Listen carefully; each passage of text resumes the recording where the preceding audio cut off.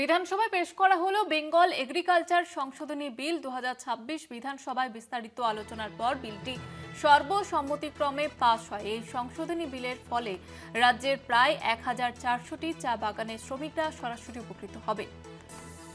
আর এই নিয়ে আরো বিস্তারিতভাবে জানবো, আমাদের সঙ্গে টেলিফোন লাইনে রয়েছেন আমাদের প্রতিনিধি দেবাশিস সেনগুপ্ত। দেবাশিস, কি জানা যাচ্ছে?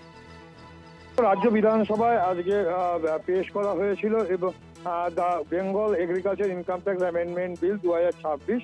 এই বিলের ফলে যেটা যতদূর আমরা জানতে পারছি, এবং এই আলোচনায় অংশগ্রহণ করেন বিধায়ক ডক্টর সপ্তর্ষি ব্যানার্জি, এবং তার জবাবি ভাষণ দেন রাজ্যের মন্ত্রী অর্থমন্ত্রী চন্দ্রিমা ভট্টাচার্য।